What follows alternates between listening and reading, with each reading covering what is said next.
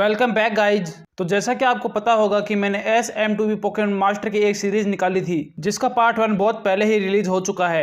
और जिसने अब तक पार्ट 1 नहीं देखा है वह जल्दी से पार्ट 1 देख ले, लिंक आपको डिस्क्रिप्शन में मिल जाएगी। और यह उस सीरीज का पार्ट 2 है। हाँ, मुझे पता है कि पार्ट 2 को बनाने में मैंने बहुत टाइम लगा दिया, लेकिन अब आगे से ऐसी देरी नहीं होगी। और जिसने अब तक चैनल को सब्सक्राइब नहीं किया है वह चैनल को सब्सक्राइब कर ले, क्योंकि इसके आगे और भी ऐसे ही पार्ट आने वाले हैं। तो चलिए वक्त ना गवाते हुए इस पार्ट को स्टार्ट करते हैं।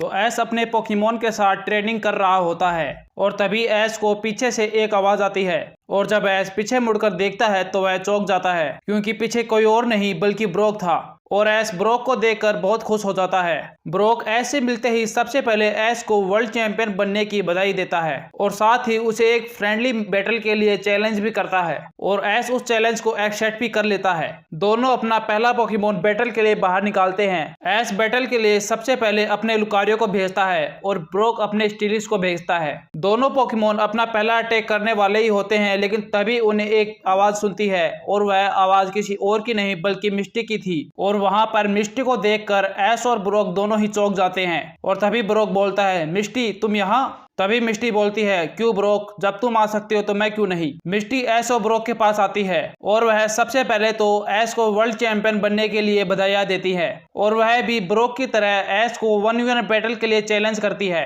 लेकिन तभी ऐश बोलता है, अभी नहीं मिस्टी, अभी मैं ब्रोक के साथ बैटल कर रहा हूँ। और बाद में ऐश और ब्रोक अपनी बैटल को कंटिन्यू करते हैं। ऐश अपने लुकारियो को ऑरा स्पेयर यूज करने को बोलता है, लेकिन स्टीलिक्स डिग अटैक के जरिए ऑरा स्पेयर से बच जाता है। और यह देखकर ऐश अपने लुकारियो को मेगा इवॉल्व कर लेता है। और तभी ब्रोक भी अपने स्टीलिक्स को मेगा इवॉल्व कर लेता है। और बाद में हमें मेगा लुकारियो और मेगा स्टीलिक्स की बैटल देखने को मिलती है।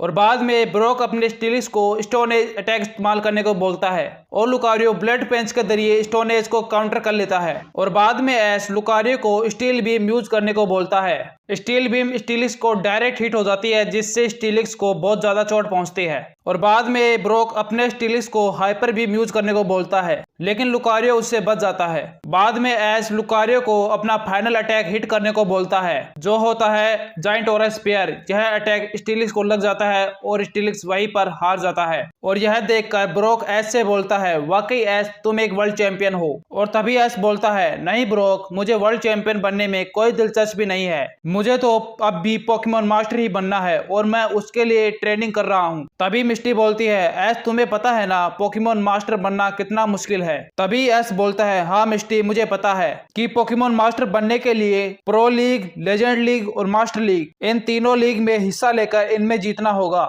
तभी ब्रोक बोलता है, बिल्कुल सही ऐश, लेकिन मुझे यह बताओ कि तुम प्रो लीग जो 2 महीने बाद है उसके लिए कौन कौन से पोकेमॉन का यूज करने वाले हो। तभी ऐश अपने टॉप 6 स्ट्रॉन्गेस्ट पोकेमॉन पोकेबॉल से बाहर निकालता है। तभी ब्रोक बोलता है, ऐश क्या तुम इन पोकेमॉन का यूज करोगे? तभी ऐश बोलता है, हाँ ब्रोक, क्यों, क्या हुआ?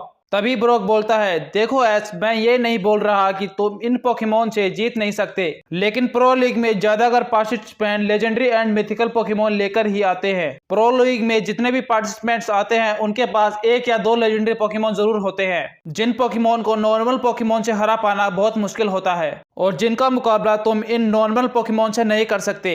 मेरे हिसाब से तुम्हें अपनी पोकेमॉन टीम में कम से कम 3 लेजेंडरी पोकेमॉन जरूर रखने चाहिए, इससे प्रो लीग में जीतना तुम्हारे लिए आसान हो जाएगा। तभी मिस्टी बोलती है, हाँ ऐश, ब्रोक सही बोल रहा है, प्रो लीग में जीतना इतना आसान नहीं है। तभी ऐश बोलता है, ब्रोक, मेरे पास भले ही एक भी लेजेंडरी पोकेमॉन ना हो, लेकिन मैं जल्द ही एक लेजेंडरी पोकेमॉन जरूर पकड़ लूंगा। और यह बोलकर ऐश मिस्टी और ब्रोक के साथ अलोरा रीजन जाता है अपने सोलगालियो से बात करने के लिए। ऐश सोलगालियो को बुलाता है और तभी वहां पर सोलगालियो आ जाता है। ऐश सोलगालियो से बोलता है, सोलगालियो, मुझे तुम्हारी मदद चाहिए। तभी सोलगालियो बोलता है, ऐश तुम्हें मेरी मदद क्यों चाहिए? तभी ऐश बोलता है, सोलगालियो, मैं पोकेमॉन मास्टर बनने के लिए मास्टर लीग में हिस्सा लेना चाहता हूँ, तो उसके लिए मुझे लेजेंडरी पोकेमॉन की जरूरत है, तो क्या तुम मेरे साथ चलोगे? तभी सोलगालियो बोलता है, अगर ऐसी बात है तो मैं तुम्हारे साथ जरूर चलूंगा ऐश। और तभी ऐश सोलगालियो को अपने पोकेबॉल में पकड़ लेता है। तभी मिस्टी बोलती है, ऐश तुमने सोलगालियो को तो पकड़ लिया है, लेकिन मुझे लगता है कि तुम्हें 1 या 2 लेजेंडरी पोकेमॉन को और पकड़ना चाहिए। तभी ब्रोक बोलता है, हाँ ऐश, मिस्टी सही बोल रही है, तुम्हें और भी लेजेंडरी पोकेमॉन को पकड़ना चाहिए।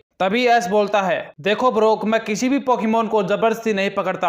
अगर उस पोकेमोन की इच्छा होगी कि वह मेरे साथ ट्रेवल करेगा तभी मैं उस पोकेमोन को कैच करता हूँ, तो उसके लिए मुझे सभी पोकेमोन के साथ दोस्ती करनी पड़ती है। तो इसके लिए जो भी लेजेंडरी पोकेमोन मेरे साथ चलना चाहेगा, मैं केवल उसी पोकेमोन को अपने पोकेबॉल में कैच करूंगा।